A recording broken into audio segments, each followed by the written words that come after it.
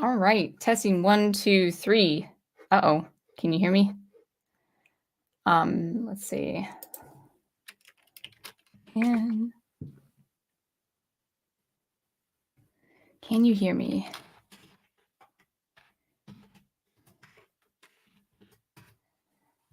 Can you me? All right. Oh, good. Okay, so you can hear my voice. Well, that's lovely because there's no feedback coming in from my screen. So, um, good. Dr. Y says, coming in loud and clear. Ghost Planet says, sounds great. Okay. I just don't like it when the halo disappears from my avatar, but that's okay. Let me adjust this mic real quick. I am going to mute myself for just a second and then adjust my mic just a little closer.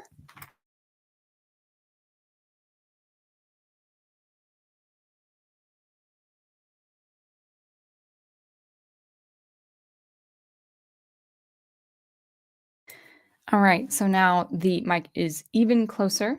Um, and I will go ahead and take that banner off. So that music that you heard was Second Chances, my recently released track. Released it in April. Now we're like middle of April, right in the middle of April or May, I meant to say. And yeah, that was released about a month ago. And I think the next track that I'm going to be working on is or actually EP really, a 2-track EP that is still pretty upbeat, but a little bit more a mixture of upbeat and ambience. And I actually would like to record violin with this kind of ambience. So just before I get onto the camera, if I can have some confirmation one more time, if you guys can hear my voice, and then we will proceed. As you type that out, I'm going to go ahead and take this banner off. All right. All right. I mean, I guess it's okay. I'm so disoriented with no halo sound. All right. Yes, confirmed by my wonderful prof. Yes, we can hear you. I went for that dark blue on the tag. I think I meant to do electric blue. Oh well, it's a dark electric blue. All right, let's see how the camera is.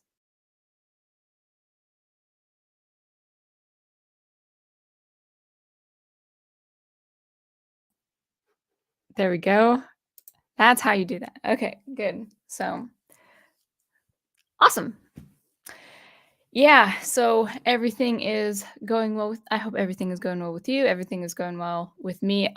Just a disclosure before I begin. I'm very sleepy today.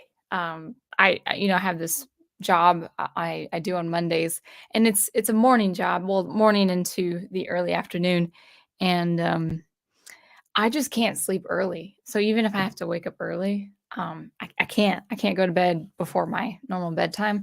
And what's worse is when I have to get up early, my brain psychs itself out and says, "Well, you're gonna stay up all night." So I didn't stay up all night, but I also didn't have a lot of sleep. So I went to take a take a long 2-hour nap or whatever it was before between work and then streaming. So I am very not out of sorts, but I'm very sleepy. So hopefully I start waking up until, as yeah, this little bang that's driving me crazy. Yeah, it's a little bit better. Awesome. All right, so let's go ahead and welcome the chat, and we're gonna be talking about themes. Actually on this channel we talk about music themes. Um, because I'm a musician and a composer. But actually, the themes I want to talk about is just themes for stories. And my recent experience as someone uh, having been involved with two kinds of stories, two kinds of media, even, and both experiences dealing with themes. So that's what we're going to talk about today. But before we begin, actually, we will welcome the chat. But I just do want to give a little bit of a plug for my uh, website. I'm like right next to the mic, if you can see that. So if I come in too hot, then let me know. All right, if we can see that, looks great. And look, no silly leaves in the background, so that's good. So that is my website. You can have second chances, I think, as a free download. I mean, I might as well just see what it says because I forgot.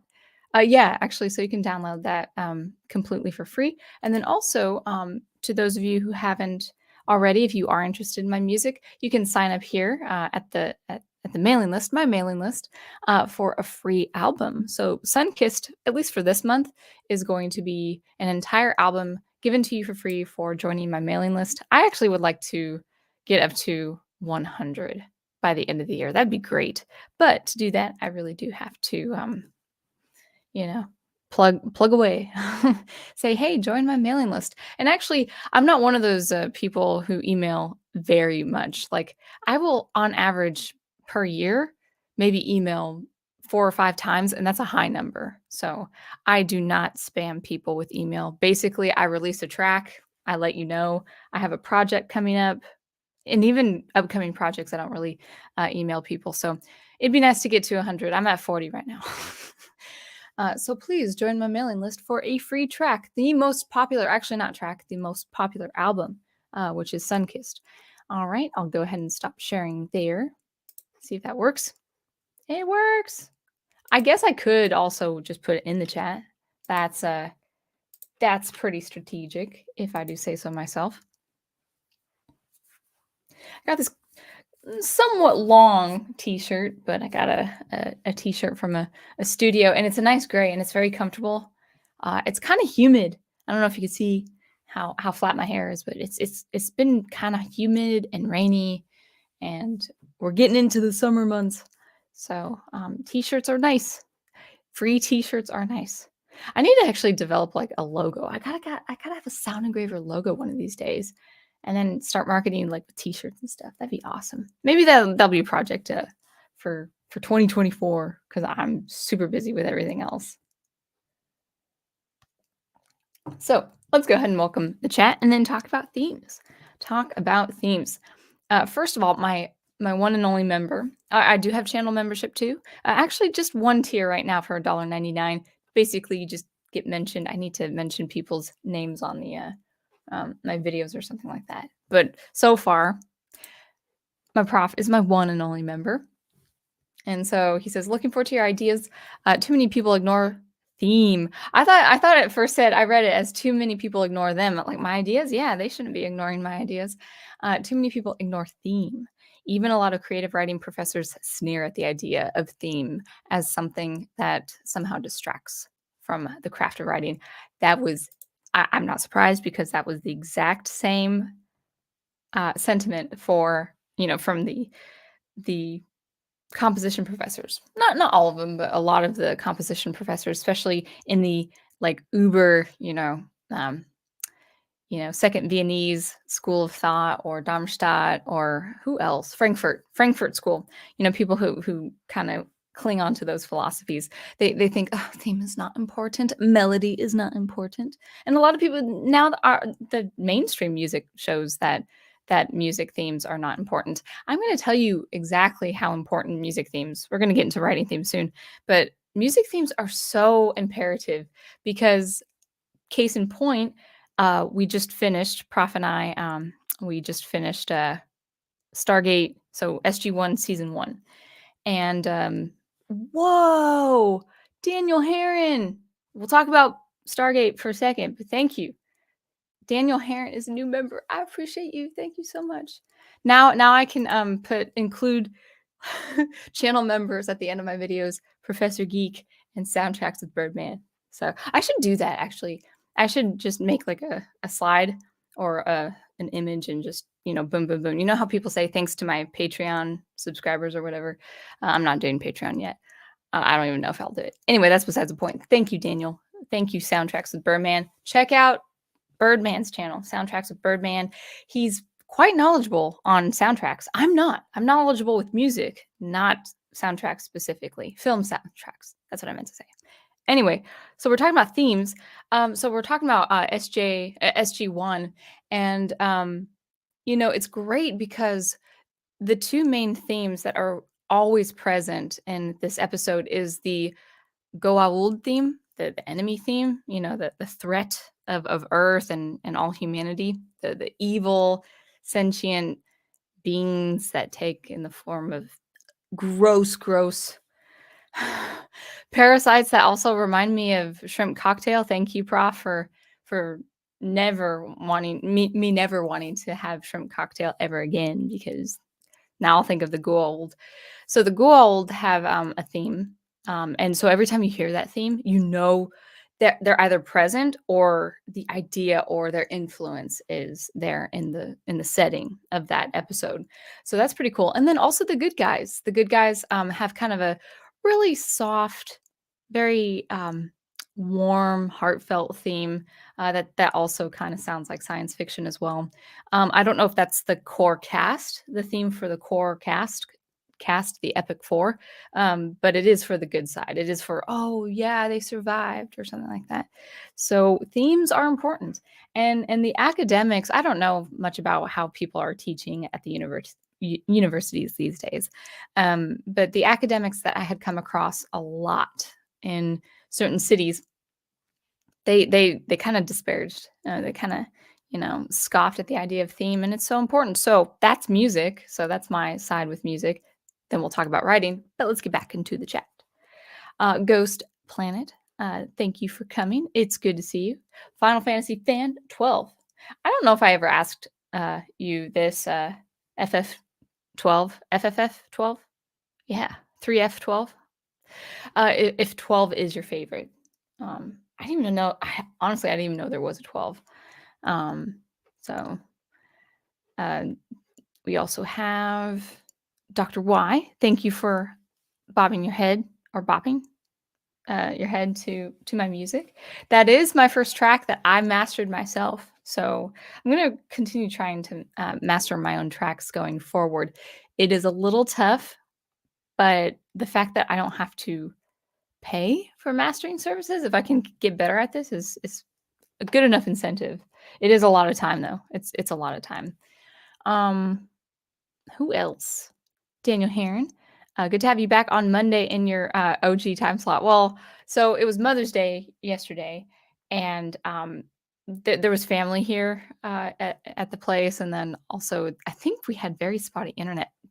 Let me know if it's spotty because we have had some issues last night with internet, and so I didn't really want to record while there was a lot of commotion going on. Maybe I'll get better about that.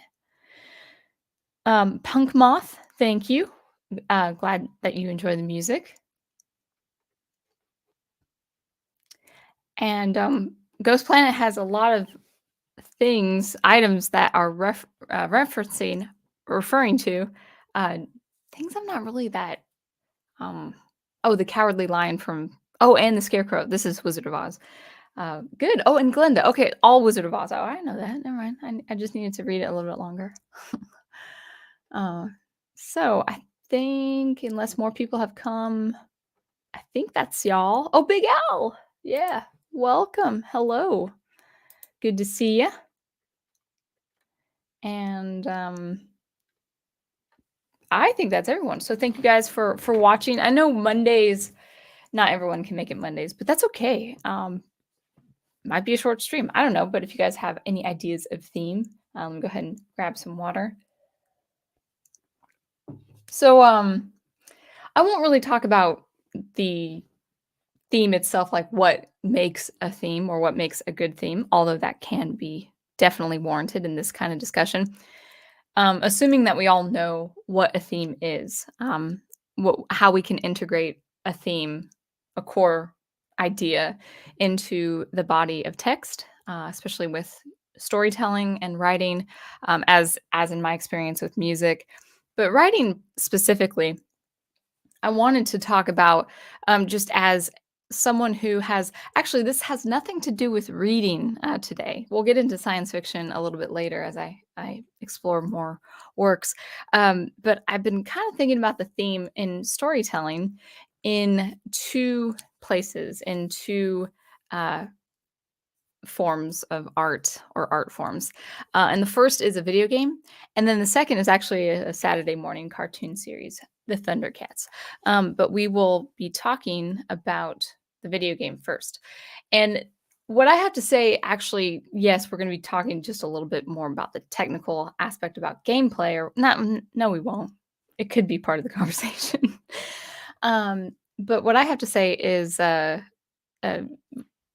I just lost my train of thought because I saw a bug on the wall. I'm very sleepy. But yeah, so we'll talk about more or less, the video game I have in mind, and then also, Thundercats specifically. But anything I have to say as far as writing out a theme or sticking with your theme, this would be applicable to any art form. So let's talk about the importance of a theme. The title of this stream, at least right now, is called "Never Lose the Theme of Your Story," and I've experienced that firsthand, really, with this game that I've been playing. I don't play a lot throughout the week. I average about 1 to 2 hours of video game play, maybe 4 to 5 days a week, if that. So I can't get through a game fast enough to really grasp the experience, like a good experience of playing through a game. However, a game that is worth mentioning is Terranigma. It's by this. I don't know if it exists anymore. In fact, I don't even know if they've made more than 3 games. But this Japanese developer, back in the '90s, I think, called Quintet. And Terranigma is, I think, the third installment of like this episodic series, like three games, if I have that correct. And it's the first of this series that I've played. I understand that the stories don't really have anything to do with each other, or that characters don't have anything to do with each other, but they might actually cross over as far as themes. And the theme for this really highly enjoyable game, Terranigma, is restoring the earth and resurrection. Basically, well, the plot, the narrative is this protagonist, this selected hero, this chosen hero is given these trials at the start of the game, and it's a pretty hefty start. It covers quite a few hours of gameplay, and then he goes through the trials, and then he is selected to revive the earth, resurrect the earth. At this point, the earth is kind of this just barren wasteland, and it's red, and it had been red before, it had been dry before, it had been resurrected before. So it's kind of like this, cyclic, this idea of death and life. So this narrative of the mission to restore the earth is is also congruent with this dichotomy of life and death, night and day, dark side and light side, and of course, good and evil. And so I've been really pleased. I've been satisfied that this game, throughout the game, has been keeping that as its tenet. It's keeping it's adhering to this theme. And the reason why I wanted to mention the importance of that is because this game is structured in 4 chapters, and the first and second chapter go by pretty quick, comparably speaking, compared to especially today's games. But they're also, at least in my view, the more enjoyable chapters. I had just finished the third chapter, and the third chapter is really slow. Basically, as far as gameplay, the reason why it is slow is it's the gameplay. The first and second chapters, you're this protagonist. His name is Ark, and he's basically battling monsters and battling bad guys, and it's fun. And it's an action RPG. It's not a table. Is it tabletop, table turning RPG? It's action, which means, he's by himself. He's not going through, oh, it's my turn to fight. It's my turn to attack. Oh, it's your turn to cast magic. Oh, it's the enemy's turn to strike back or whatever. This is just, I'm basically, impaling as many monsters and enemies as I can. And it's really, really fun. It's really engaging. And basically, the first and second chapters is a lot of that. You're trying to defeat a lot of the evil monsters and forms of bacteria, if you will. I mean, just kind of just to get the sludge, get the dross out, and revive a beautiful world. So it goes into these stages where you are reviving. Uh, I think the stage goes, you revive the trees and the flowers, and then you revive the birds, of the air, and then you revive the animals, the wildlife, and then ultimately you revive, you restore life so human beings can exist. And it's kind of funny, and I hope I don't sound callous when I say this, but it's when the human beings come into the world, at first, the game is fun. The game is fun. But then as you start exploring other continents, you're you're helping people out, which is what a good hero should do, but it's a lot of chores. It's not really stripped down to where it's like running errands, but you're helping people out. Yes, it gets to the point where they help you out on your quest and on your adventure in different ways, but it is absolutely the slowest part of the game. I didn't want to quit the game because I still enjoy being in the world a lot. I love the graphics. I like the sound design. I love the music, and I like the protagonist. It's fun to kind of assume his role and kind of run around these parts of the world, and but I wasn't fighting monsters for hours on end. I'm like, oh man, when am I going to fight monsters again? and and and I had forgotten a little bit because of that, because of that slog of the gameplay. I had forgotten that the theme of restoring life and helping the world, resurrect itself, I had forgotten that that was, the whole integral part of the game. And then finally, in the last few days, I started fighting robots, which was great. I was like, "Yeah, I'm fighting again. It's great." And then the theme came, back. It's like, "Oh, he's still on this really important quest.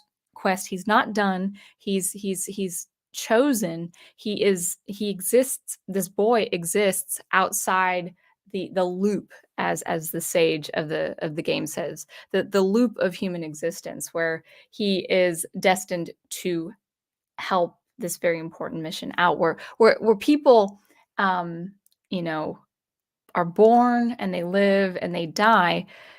Yes, he's not, invulnerable to death. He can die, but there are moments where he's on the edge of death, and then with the story, and then he's recovered by good people or whatever.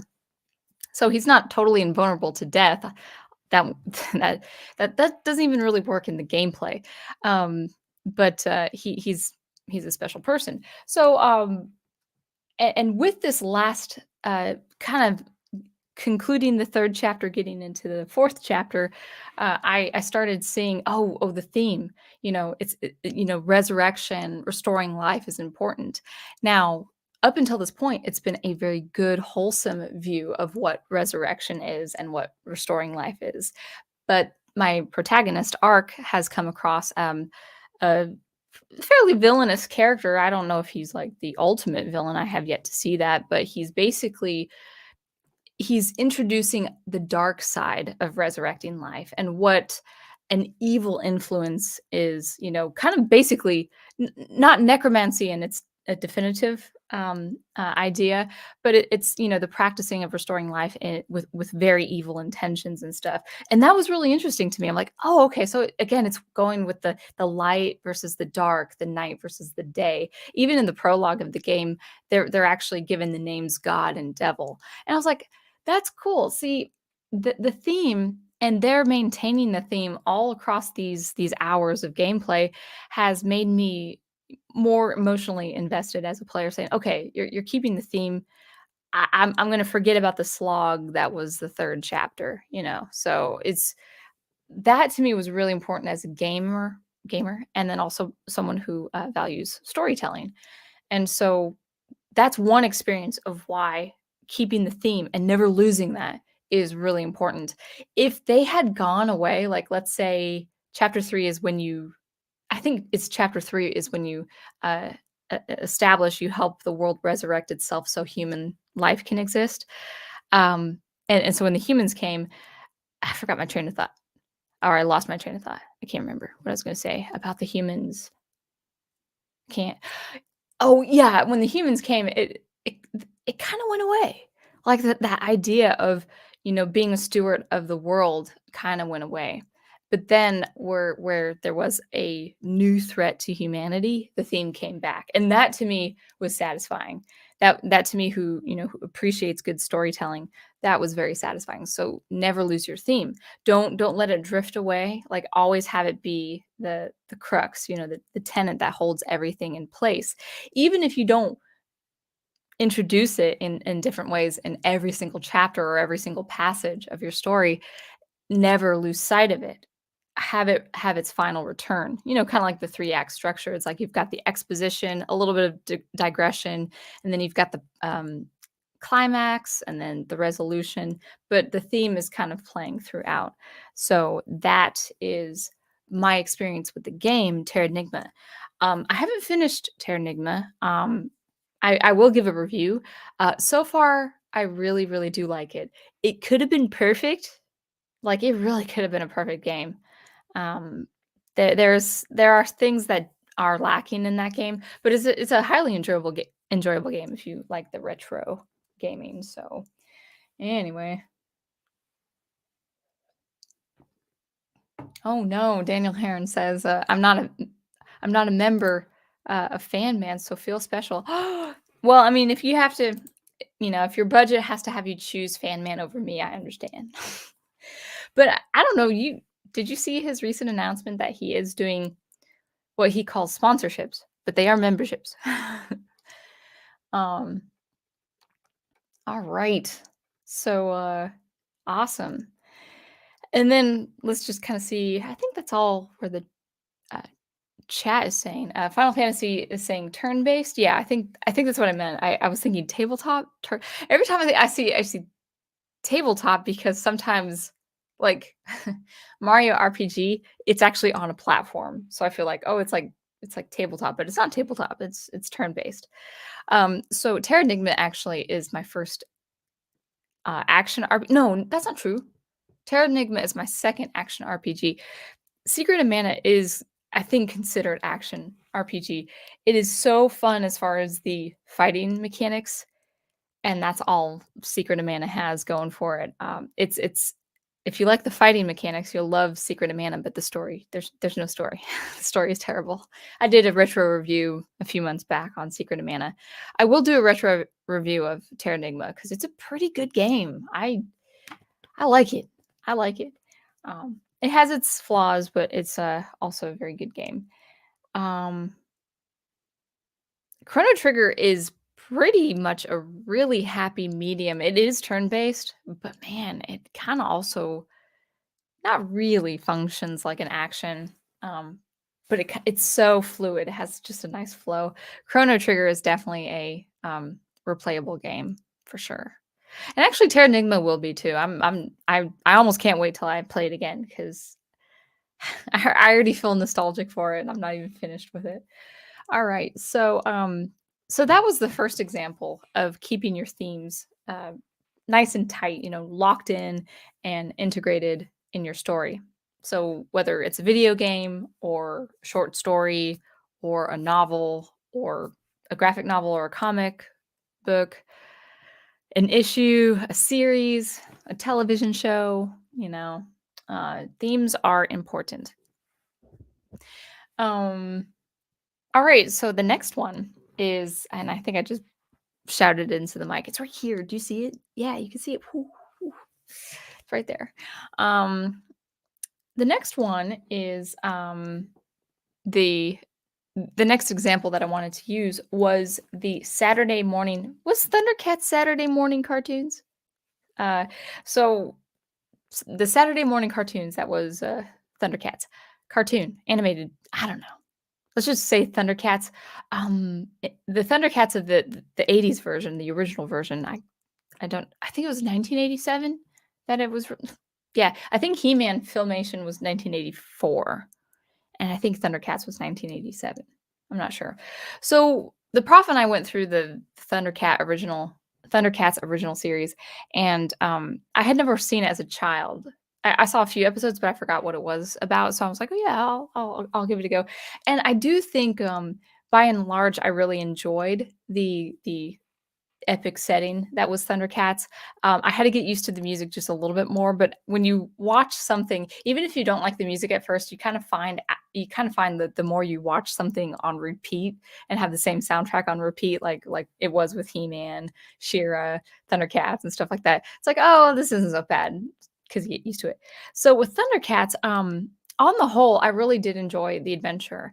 And if is it rewatchable? I would say the first season is for sure.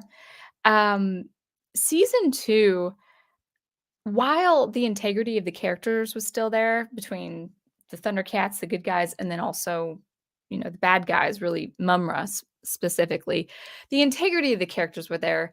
Mumra actually got a little bit more silly. I would say he did get sillier, and it didn't make him better. I thought actually it worsened him just a little bit more. I'm not saying he can't have comical moments, but he did just get a little too silly. I know it's for kids. The audience is 8-year-olds, but 8-year-olds also do kind of have a level of intelligence. You'll notice. I don't know if you remember that far back being 8 years old or whatever, but I've experienced. I remember experiencing as a kid, like if something was a little too over the top, I'd get embarrassed, And I think 8-year-olds have that sensibility as adults have. So the idea of theme talking about Thundercats, specifically with season 2. So there are only 2 seasons in the original series. And so Prof and I got through both of them. And so Thundercats season 1 is very, very strong as far as keeping the integrity of the narrative and the theme as well as the characters. So season 2, I will say the characters don't change. They are still the characters, the good-natured, the lovable, the characteristics are, funny and quirky, like with characters like Wily Kit and Wily Cat and Snarf. And actually Snarfer, he was the best. He was the best part of season 2. I could watch a few more episodes of season 2 just for Snarfer because he's so funny. But the problem with season 2, and we're talking about themes here again, this goes to any form of storytelling. While the integrity of the characters were maintained, the writers, whoever they were for season 2, and maybe they were the same writers, I don't know, but they really did lose sight of what made Thundercats so special to begin with. And I'm going to give you a couple examples. It might not be a theme per se, but it's a thematic idea of the Exodus. The Thundercats were exiles. They had, out of necessity, to survive, they had to leave their home world, Thundera. It was going to be completely obliterated. In fact, when Lion-O is still a young boy, he witnesses the destruction of his planet, and then they have to go into uh, cryostasis and wait until their shuttle and their pods go to Third Earth.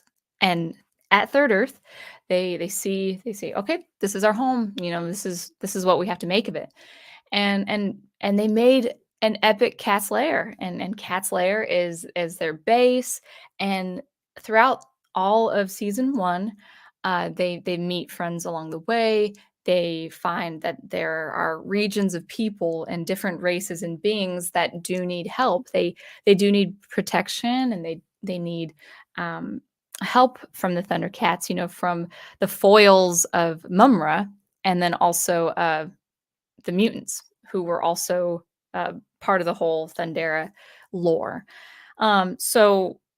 So the Thundercats, basically, the premise, at least, the thematic premise has to do with exile, like an exodus. And they had to, from leaving what was their home, what was so important to them, they had to establish a newfound love of their new home, including the people in it, the different creatures and the beings in it. And it's really strong. It's really strong. What really made season 2 just absolutely tank in quality as far as writing is that somehow, by some metaphysical magic of Mumra or whatever, he pulls in all this debris, magical debris or whatever. I can't even remember how the second Thundera, the new Thundera, comes to being, but okay, it's a new world, it's a new Thundera, and really with no important motive from the Thundercats, they go back and they leave Earth, they leave Third Earth, they leave their friends are, sad, um, they're going to miss them, and then they go establish a new cat's lair on Third Earth or not Third Earth, New Thundera.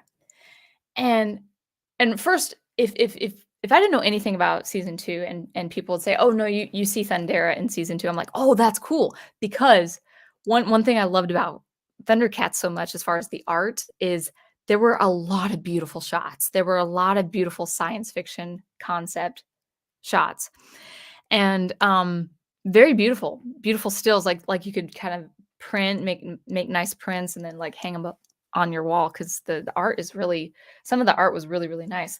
And so, Thundera, the first one before it was completely demolished and destroyed, it had a really nice not really atomic punk, but kind of that almost apocalyptic, like, dark sunsets, kinda orange and red, and kind of those tinges that are so emotionally captivating, for me. And then, the structures looked really interesting. Like, the structures looked kinda sci-fi. And so if I hadn't seen season 2, someone said, "Oh, yeah, you see New Thundera." I'm like, "Oh my gosh, that's" or you see A Thundera. It's like, "Cool, I get to see cool sci-fi concept art and stuff like that." That didn't happen. Not only did Thundera look like not only did New Thundera look like Third Earth, it was a lot more boring than Third Earth. It was basically wasteland. Like, you did not travel anywhere besides, like, these dry plains and plateaus. There's maybe 1 or 2 interesting areas in New Thundera. Absolutely boring. And so and I think it kinda makes sense that it was boring because the charm about the premise was an exodus. And actually, Thundercats, if I may be so bold to say this, because in Prof, he is the writer expert, so he could correct me or have his comments. I think Thundercats, what makes the premise so special is the exodus, the initial exodus, and then the odyssey. So, like, they always go somewhere in Third Earth, whether to, complete a mission, to help a person out, maybe someone's in trouble, and they're going and they're seeing different, different places, different terrains, different locations, and so it's got this odyssey theme too. It's like, "Oh, I'm going out," and then they come home to Cat's Lair. So Cat's Lair is their base, and I like that, and that was absolutely dropped, in season 2. And I think because of that, because they lost the tenant, they lost that core element of that theme, the Exodus theme, the writing suffered, and also a little bit of the art, even the visual art was just not as good. The one thing that slightly improved in the season 2 was the soundtrack. The music soundtrack actually had a little bit more, which I approved, but, it didn't satisfy the viewer, and I know people say, "Well, what are you doing, like, giving this children's show a critique?" It's like, well, children's shows also need quality. Like, you are the bestower of artistic knowledge if you are working on a children's show, and so don't lose the quality of writing, don't lose that theme. And the other thing too, the second idea that I was thinking of was, that the bad guys really, suffered. Actually, there was an introduction of a new cast of villains, and at first I thought they were kinda weird looking. I'm like, "Okay, this is kinda like Care Bear levels of villainy," you know? Again, it's a children's show, so much is to be expected, but they had such funny personalities and chemistries and the infighting between the cast of these characters, these villains, was hilarious. It was kinda like the mutants, like the cast of mutants had their own kinda infighting dynamics that are, funny. The problem with Mumra, he's a good villain, but he's solo, and you really do have to kinda take a step back. If the villain is just by himself, you gotta take a step back and use him sparingly, or write him so well that he's always captivating the audience every time he shows up on screen. That we saw a little bit with, season 1, and I thought it was fine.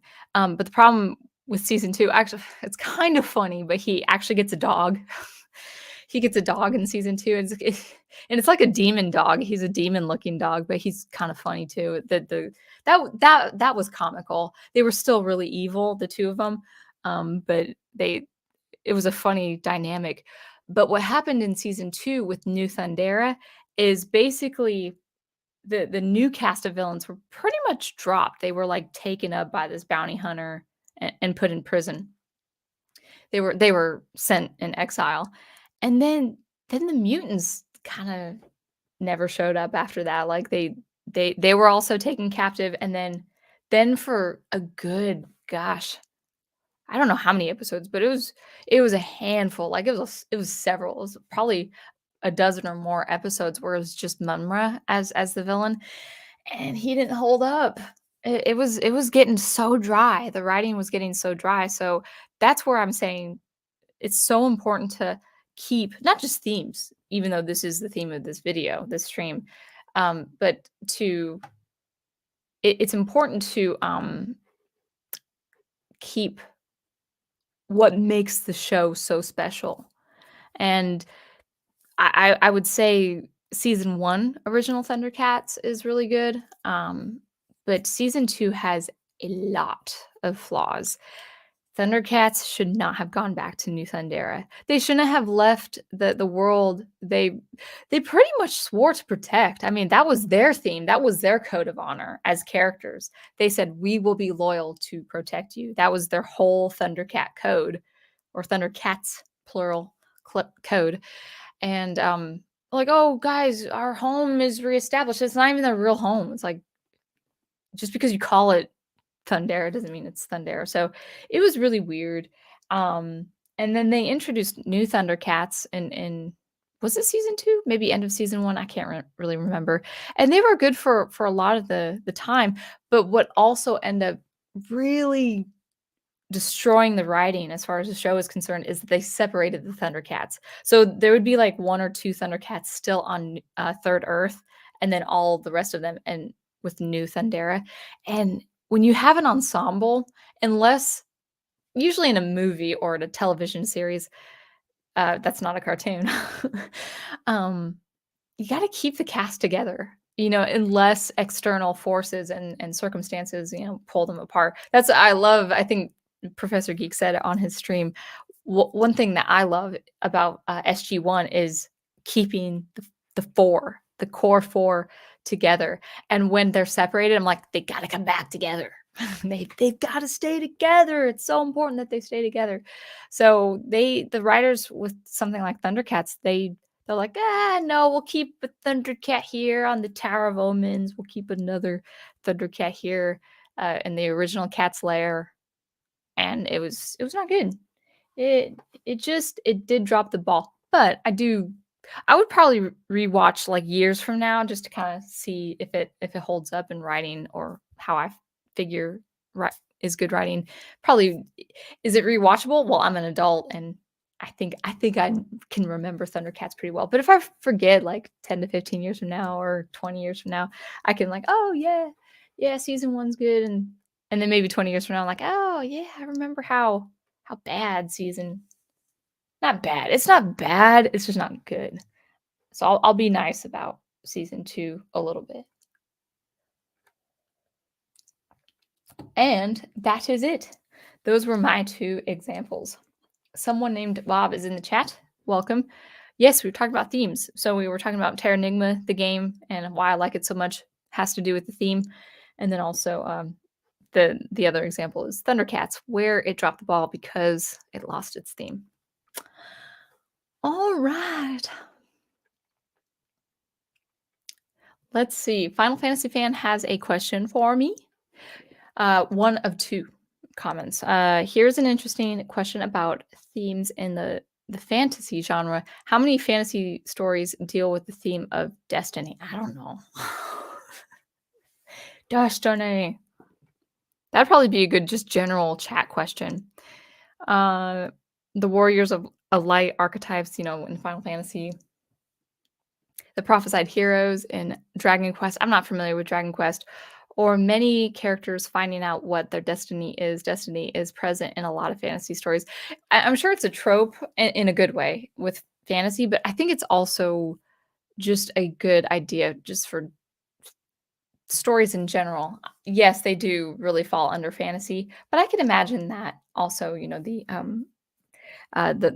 chosen one, the selected one, to fulfill a role.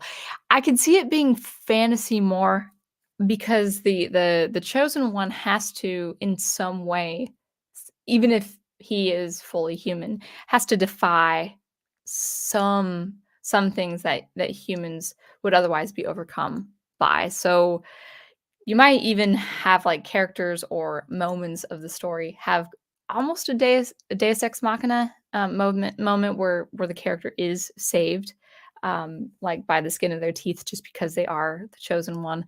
Um, it's not really my favorite as far as storytelling. If I were to do a chosen one idea for writing, and I do science fiction, so it'd be a little bit different.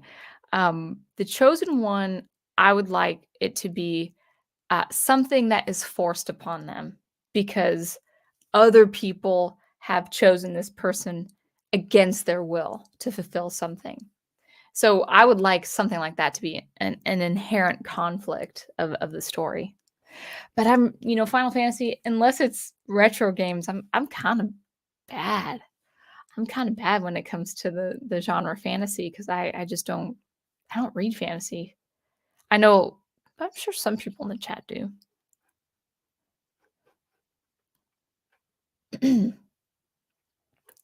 Almost an hour. Horizon Talker says, curious if you've ever played Secret of Evermore Sound Engraver. It's a fun action RPG in the Secret of Mana style. Haven't. Is it part of that world? Because that does. Wait, no. I don't think that's. Actually, you know what? I could be playing that game soon. Secret of Evermore. I kind of want to see if it's the same. Secret of Evermore. I remember looking at that and thinking I was going to play that game. Um, y- yes. I think I will play that game soon. I feel like that was one of a few games I had in mind to play next. Um, so yeah, Dr. Y says Bionicle had a Destiny trope. Oh, okay. There you go. There you go. I'm not against that. It is your destiny, but I mean, for goodness sake, like Star Wars had that. So in some way. So anyway, that's all I had to say. We might just wrap this up in an hour or so, which might be for the better because I am a little on the sleepy side and I had half a dinner. But anyway, so if you guys don't have any other questions, that's just kind of what I wanted to say. Hopefully it made sense. Hopefully it made sense. Um, Ghost Planet is saying she is quoting Thundercats, He-Man, and She-Ra and G.I. Joe. Where? Oh, you're quoting different. Oh, I must have missed that through the chat. I'm sorry. For the honor of Grayskull. Yeah. Yeah, nice. Yeah. Very good. Very good. When you haven't seen He-Man and She-Ra in a long time, like especially if you're kids, there's so many good messages of that. She-Ra, because it was geared towards little girls, it does have a kind of an old school My Little Pony, Care Bears look to it because it was made for girls, and so it's understandable. But, like, compared to He-Man and his world, like, if I had to choose, like, if I was transported to either Eternia or, Etheria, yeah, visiting Etheria would be really fun, but I think Eternia is probably way more awesome to me. So, I probably would be on the Eternia side. But, oh, interesting. So Dr. Y says Bionicle in Bionicle, every character has had a destiny to fulfill, even the bad guy. That's very interesting. Yeah. Yeah. Usually the bad guy is the foil of the person, destined to fulfill something. So, anyway, so let's see. I just splashed water on my keyboard. Awesome. It's not that much. I'm just gonna like tilt it just a little bit. I don't think that helped at all. So, um, anyway, let's talk about what's going on. So, with my channel, it's more or less gonna be a little bit not haphazard, but it's basically for the remainder of this year, it's basically anything I could come up with as far as videos. It could be music related, it could be commentary related, it could be life related, probably not as much. I'd still like to keep it in more of the professional, artistic, uh, pop culture. It's either, art, pop culture, whatever the case is, music. I have 2 ideas in mind for this week to do something music related, but not really what I'm doing with music. Um, I came upon a really handy trick in this music software that I'm working in because I transcribe music from my violin students, and I'm like, "Huh, this would be handy to post on YouTube just for anyone." So it's gonna be a music software thing. But the other one, I just came across this article, and I'll probably do a recording of it maybe within the next, few days.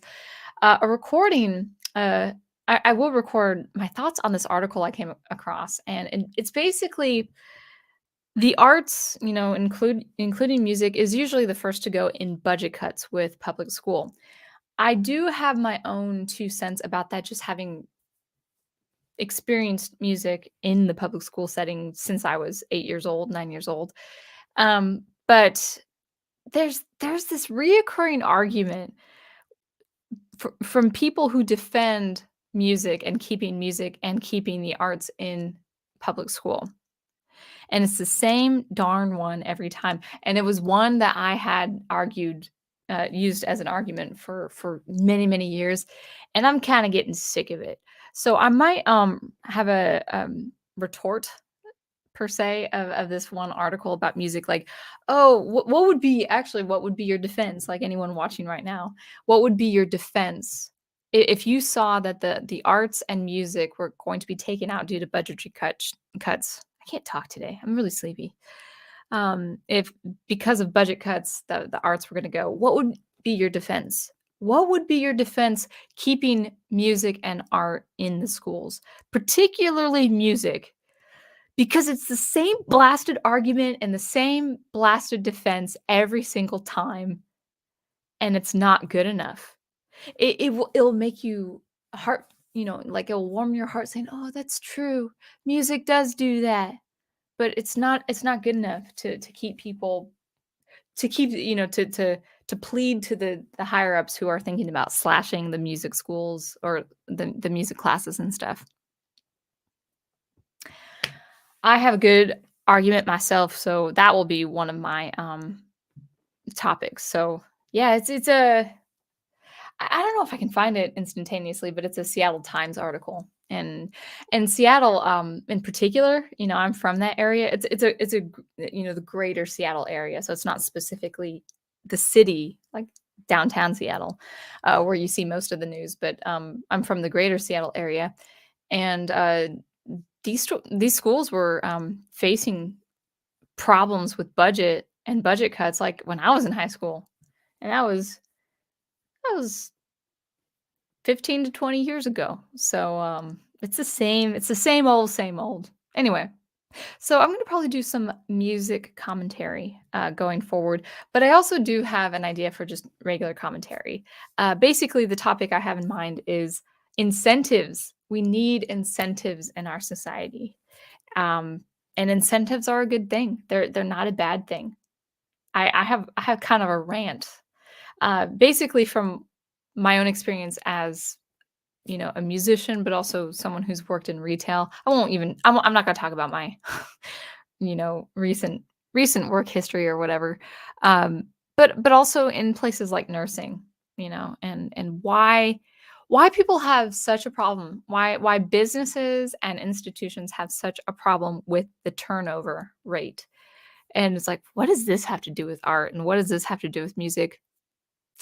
Well, I have to provide incentives for my students so they can stay my students, or stay in music at least. So incentives are important. Anyway, I feel like I'm rambling. So I think we'll end it there. That's just right at the hour. So I will see you guys next time. Until I see you, keep producing and preserving and promoting that good art that you love, and I will catch you later. Thanks.